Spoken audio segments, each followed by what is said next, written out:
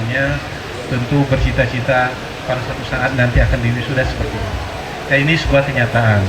Kita insya Allah nanti sebentar lagi akan resmi diwisuda menjadi seorang sarjana. Tetapi para wisudawan yang berbahagia, modal yang kita miliki ini sebetulnya kalau kita mau jujur belumlah cukup untuk kita berkiprah di masyarakat. Kita masih tetap harus mengembangkan diri. Apakah itu dalam bentuk soft skill atau dalam bentuk pendidikan seperti ini. Banyak sarjana yang menurut data kita tidak pernah berkembang ketika dia masuk ke sebuah institusi atau bekerja, dia tidak pernah naik-naik pangkat, akan menjadi penjaga warung selama-lamanya. Nah, ini sebetulnya terjadi karena memang kita tidak ingin mengembangkan diri atau tidak pernah ingin mengembangkan diri. Nah, kita perlu mengembangkan diri supaya berkarir dengan baik. Pengembangan diri ini juga ditunjukkan dengan bahwa kita adalah orang yang berkarakter. Ini sangat penting. Sarjana harus berkarakter. Kemudian apa yang disebut dengan trustworthy, bahwa kita adalah sosok yang bisa dipercaya. Ini sangat penting. Nah, karakter ini bisa karakter kebangsaan, karakter akademik, maupun karakter sosial. Karakter kebangsaan, bahwa kita menunjukkan bahwa kita ini adalah bagian dari sebuah negara yang kita sebut dengan NKRI, Negara Kesatuan Republik Indonesia, dan kita tunjukkan rasa kebangsaan kita itu. Kita juga harus menunjukkan karakter keilmuan kita, bahwa setiap saat kita selalu mengembangkan diri, apakah melalui pendidikan formal atau pendidikan informal. Nah, sebetulnya pada hakikatnya bahwa kehidupan kita itu mengalami apa yang disebut dengan proses nilai tambah, atau di dalam bahasa Inggris disebut dengan added value selama hidup kita. Nah, proses nilai tambah yang ada ini sebetulnya mengikuti dua jalur. Pertama, kita bisa mengalami nilai tambah di dalam kehidupan kita melalui proses budaya atau culture. Nah, melalui budaya dalam kehidupan di masyarakat sehari-hari, kita diajari apakah itu etika, pengembangan diri dan sebagainya. Dan beruntunglah orang-orang yang mau mengambil manfaat dari sebuah proses kehidupan, sehingga dia mengalami proses nilai tambah dari hidupnya. Dari yang tidak mengerti menjadi mengerti, dari yang tidak bisa menjadi tidak bisa, dari yang kurang sopan menjadi berkarakter sopan santun dan sebagainya. Nah, yang kedua, nilai tambah itu bisa dilalui melalui pendidikan formal seperti kita ini, pendidikan dasar, pendidikan menengah, sampai perguruan tinggi. Nah, perguruan tinggi ini mempunyai jenjang strata S1, S2, dan S3. Nah, sekarang kita baru menyelesaikan S1. Kami berharap nantinya apabila ada kesempatan, silakan para wisudawan wisudawati kita untuk selalu mengembangkan ilmu kita, melanjutkan ke S2 atau ke S3.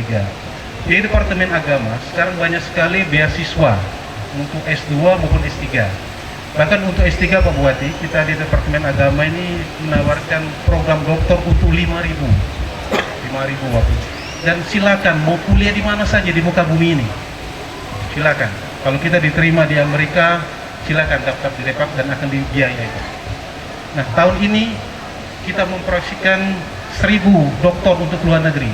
Tetapi yang mendaftar hanya tidak sampai 200, Bupati. Jadi kesempatan itu masih banyak sekali. Untuk guru-guru yang di madrasah atau di sanawiyah, Departemen Agama juga mempunyai program untuk S2. Silakan yang wisudawan-wisudawati nanti yang sudah jadi guru, ini bisa mengunjungi website Departemen Agama untuk bisa melanjutkan pendidikan. Bisa di Lampung ini, bisa juga di luar negeri kalau mau. Bisa, Bapak Ibu ya. Sekarang ini kesempatan terbuka banyak. Nah, apabila yang belum jadi guru bisa melanjutkan keinginannya untuk S2 atau S3 ke luar negeri, itu melalui beasiswa LPDP namanya, dari Departemen Keuangan. Itu banyak sekali beasiswa yang disiapkan oleh pemerintah untuk pengembangan SDM kita ini. Silakan para wisudawan wisudawati ambil kesempatan yang ada untuk dapat mengembangkan diri kita, sehingga kita nanti bisa berkiprah dengan baik di negara kita ini. Nah, kemudian di samping pengembangan karakter dan akademik, para wisuda dan wisudawati yang berbahagia, kita juga perlu mengembangkan apa yang disebut dengan mencermati perubahan-perubahan zaman ini. Zaman ini sudah berubah begitu dahsyatnya. Kalau kita membaca buku yang judulnya The Third Wave, itu ditulis oleh Alvin Toffler. Alvin Toffler ini bapak komunikasi Amerika yang sangat terkenal ini. Di tahun 70-an dia menulis dan membagi sistem peradaban ini menjadi 3 bagian. Pertama, dia mengatakan bahwa sebuah masyarakat atau society atau sebuah negara, dia akan berawal dari apa yang disebut dengan agricultural society. Jadi masyarakat pertanian. Sebuah negara atau sebuah wilayah, sebuah community itu akan mulai dari agriculture. Dia menjadi masyarakat pertanian. Nah, ciri-ciri masyarakat pertanian itu, dia lebih banyak mendengar. Maka dia disebut dengan listening society.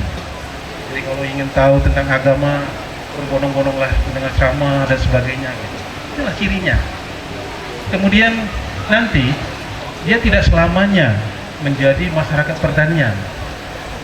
Dia akan bergerak lagi, berubah dari masyarakat pertanian, nanti akan drive istilahnya, pindah ke masyarakat industri. Maka disebut dengan industrial society. Dan itu sudah hukumnya. Tidak bisa langsung ke industri, Bapak Ibu, para wisudawan. Dia pindah dari masyarakat pertanian menjadi masyarakat industri. Nah, ciri masyarakat industri ini dia sudah masuk ke dalam apa yang disebut dengan reading society. Dia sudah menjadi masyarakat yang membaca. Kalau kita lihat negara-negara maju itu memang masyarakat membaca, tidak lagi mendengar. Dia sudah masuk ke dalam konsep Islam sebetulnya, Pak. Karena Tuhan menyatakan iqra gitu kan, bacalah. Jadi masyarakat sudah membaca. Jadi kalau ingin tahu apa program Pak Bupati, dia baca. Apakah melalui internet, ataukah melalui media sosial dan sebagainya. Inilah ciri-ciri masyarakat industri itu. Dia sudah satu level di atas masyarakat pertanian. Kemudian setelah masyarakat pertanian, nanti menurut Alvin Toffler ini, masyarakat atau negara itu akan berkembang lagi, maju menjadi apa disebut dengan masyarakat informasi, information society, seperti yang kita alami ini, Pak.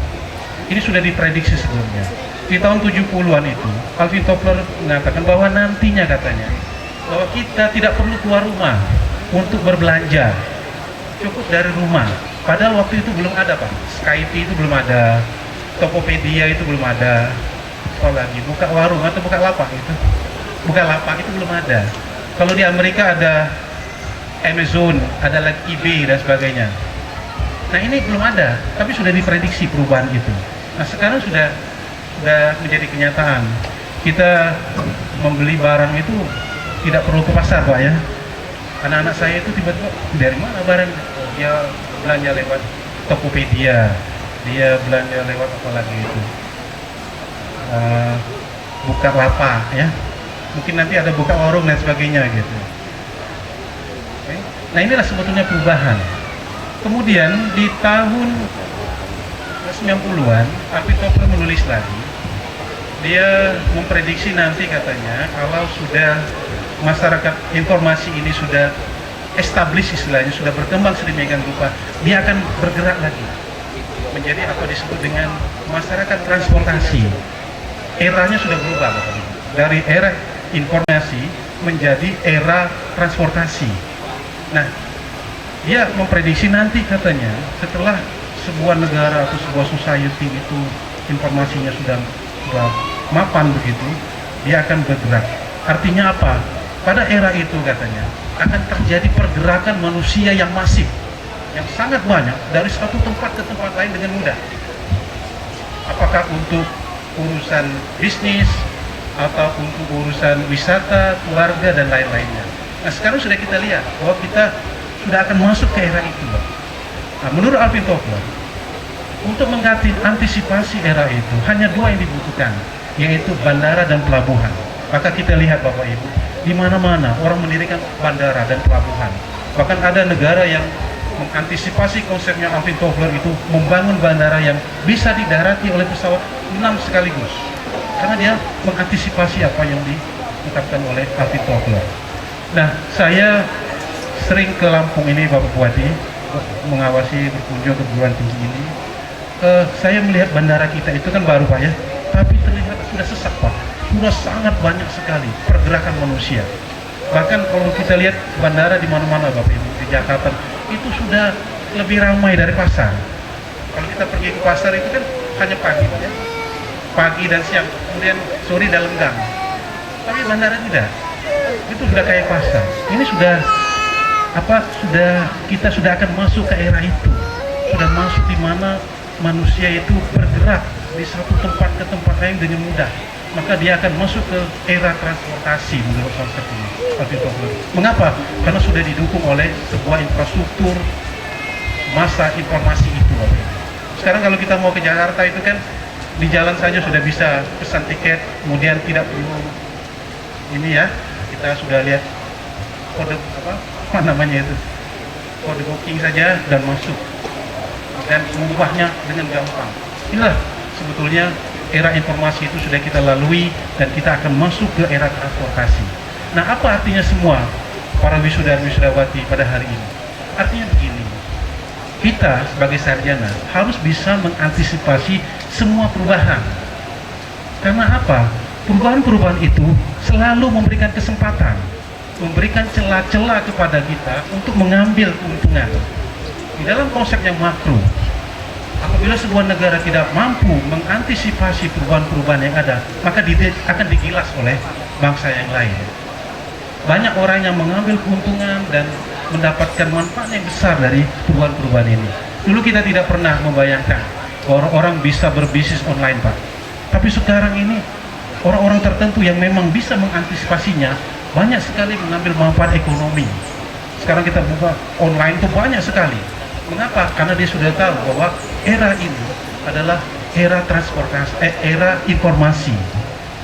Sehingga dia melihat celah yang ada. Itu di dalam academic writing itu namanya mood, akan terjadi mood. Artinya sebuah perubahan dari A ke B. Itu memberikan celah-celah. Celah berupa kesempatan-kesempatan kepada kita, individu, kepada society, masyarakat, atau kepada negara ini.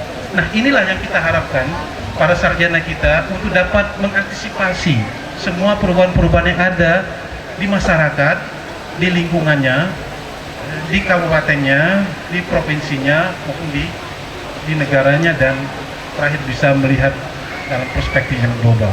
Itulah yang kita harapkan. Itulah yang saya maksud dengan selalu mengembangkan diri, selalu mengembangkan ilmu dan sebagainya. Karena apa? Mudah-mudahan kita akan mendapatkan manfaat, dan manfaat kita itu nanti akan berguna bagi masyarakat, bangsa, dan negara kita. Inilah sebetulnya intinya, bahwa kita harus tetap mengembangkan diri. Dan ini kan kita harapkan dari sarjana-sarjana kita. Untuk masyarakat umum mungkin lebih banyak menjadi jemaah, tetapi kitalah motornya di dalam masyarakat. Kami berharap banyak kepada para sarjana untuk dapat mengembangkan diri seperti yang saya katakan tadi. Selanjutnya, Bapak Ibu, Bapak Bupati, Bapak Ibu yang berbahagia, izinkanlah kami mengucapkan terima kasih pertama-tama kepada Bapak Bupati serta seluruh kepala dinas yang ada di Lampung Utara ini. Kami mendapatkan informasi dari Bapak Ketua STAI bahwa perguruan tinggi kita ini banyak sekali mendapat binaan, bimbingan, dan bantuan dari pemerintah Kabupaten Lampung Utara. Untuk itu kami Bapak mengucapkan terima kasih yang tulus. Mudah-mudahan bantuan, binaan, dan bimbingan ini akan terus Pak meningkat dari waktu ke waktu. Karena Bapak Ibu yang berbahagia, Sekolah Tinggi Agama Islam NU ini bukan milik yayasan NU ya, bukan juga milik Pak Wakil Pak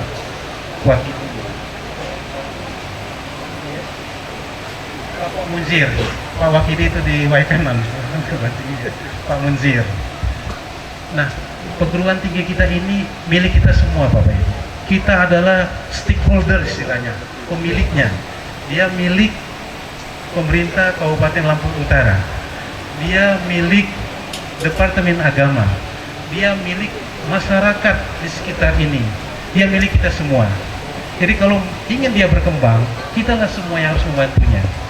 Kitalah semua, dan kita wajib membantunya supaya kita dapat memaksimalkan fungsi kita, yaitu seperti yang diungkapkan oleh Tori kita tadi di ayat yang terakhir.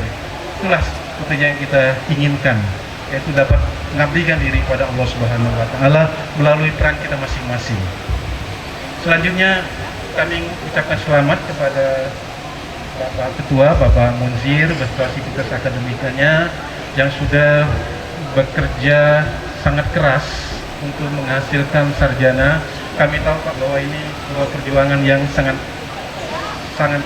besar. Untuk itu kami dari Kopertas Wilayah 7